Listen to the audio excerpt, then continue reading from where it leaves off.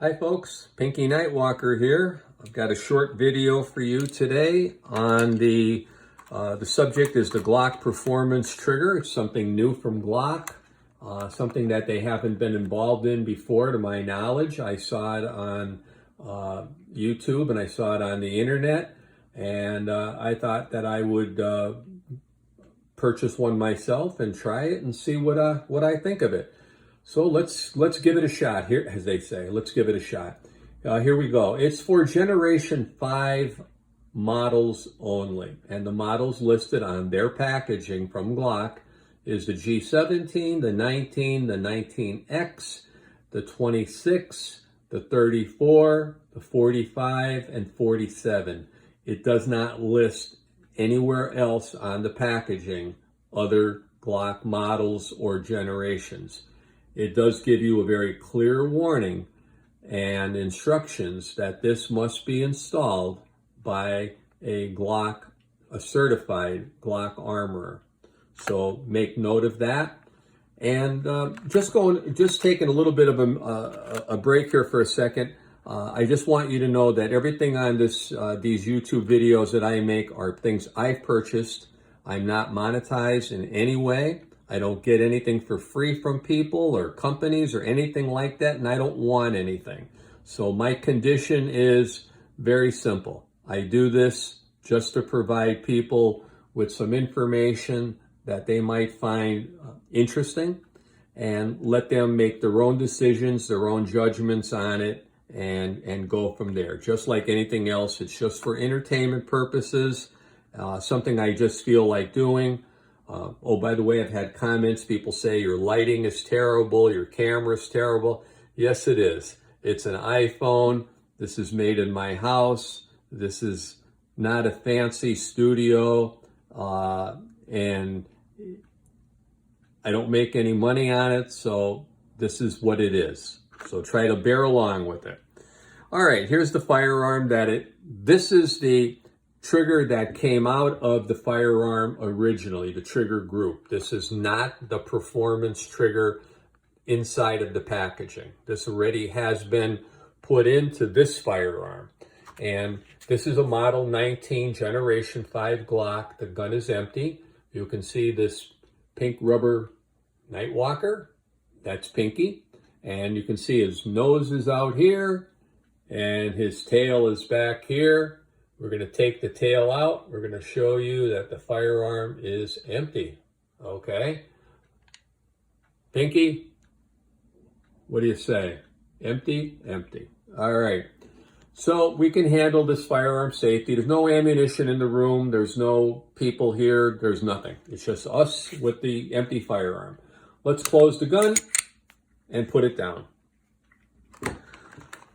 Going to the original trigger group, let's take it out of the packaging. There's a rubber band holding the two elements together because they would come apart otherwise back in here. The trigger shoe, if you look on this one, is like all other Glocks, and it's curved. This one is smooth, doesn't have the serrations that some of them had in other generation. It has the safety blade.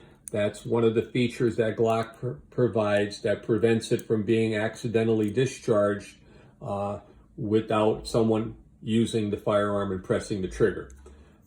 This is how the back of the unit looks that came out of it. This is the, let's see if I can turn this to get a little better look to it. This is what it looks like, okay? But this is not important in of itself because we're just going to set this aside, okay? The firearm, I guess the question is going to be how much of an improvement is this trigger over the original factory trigger? Let's just try it and find out.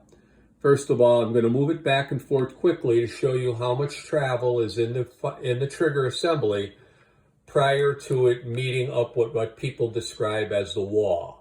Okay, so there's the trigger in the free state. This is in my left hand. I'm normally right-handed, but for demonstration, I'll have to turn the firearm around. I'm going to put my finger on the trigger shoe and gently press back and come into the take-up and stop right about there. So this is how much take-up is in it, right there. Feels very similar to the original factory trigger. So let's press it, stop, there's a wall, and we'll see how it breaks.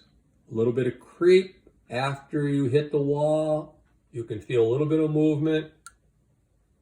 So you can see the finger moving right there, and it breaks. It does feel a lot less weight. I haven't measured it. I don't own a pull gauge or things like that. I don't use them. But in comparison between both triggers, yes, it is a reduced weight. It's still a Glock trigger. There are aftermarket companies that have different qualities to them that take out some of the travel and over travel, and they have some fancy adjustments. This does not have it. This is from Glock. It's a standalone unit, and they don't allow or have any thing in there for adjustment. It's simply a drop-in assembly by the armor, and it is what it is. Having said that, what's my overall impression? It's a Glock trigger. It's has less tension to pull and to manipulate it. Still has a lot of travel, some sponginess to it, and the over travel though on this particular unit does seem to be less. Aside from that, I would not have any expectations beyond that. I think, is it worth $100? I'd let you be the judge of that. I paid for it. Would I buy it again? I'd have to consider that truthfully to say, what am I going to use this for now? Would I use this firearm with this trigger for daily carry? Personally, myself, no. The trigger tension is, it's not what I'm used to. I'm used to the heavier trigger at the factory regulated weight of between, I guess, 5 and 6 pounds, somewhere in that neighborhood. I'm used to them.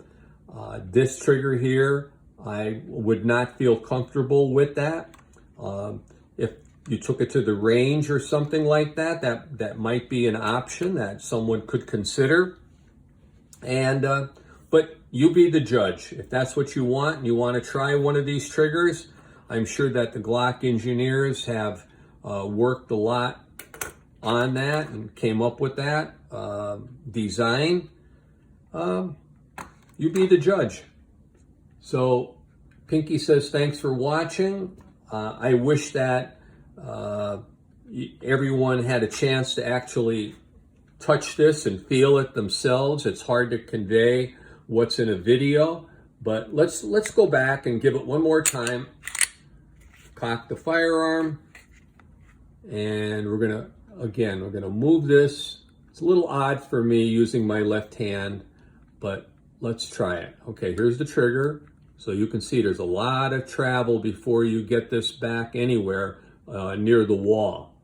It looks like it moves maybe 1/4 of an inch, I'd have to guess. And let's put our finger on it, stop at the wall gently, start putting a little more pressure, and you can see my finger deflecting a little bit the pressure, and there's the discharge. Let's do this. Let's take this firearm. I'm going to use my other hand, and let's do the reset. I'll try to show you the best way I can right here. I'll let it come out. And it has a very audible, a very tactile feel to it. And there you go. There's not much over travel. It's very minimal. So if that helps out in your shooting, that might be something to consider. The lightness of it is definitely something that is there. It changes the quality of the trigger from the original in that respect. And that's it. From what I understand, putting it in and assembling it by the armor was no issue at all. It's a drop-in assembly, as I've heard said. And that's it. This is the packaging. This is what it looks like on the back. And that's all. So folks, Pinky Nightwalker, again, saying thanks a lot for watching. Hope that you have a good day. And I hope that you got something out of this video for a benefit to you, whether you're looking to purchase one of these or not. That's up to you. And thanks a lot. Have a good one. Be talking to you soon.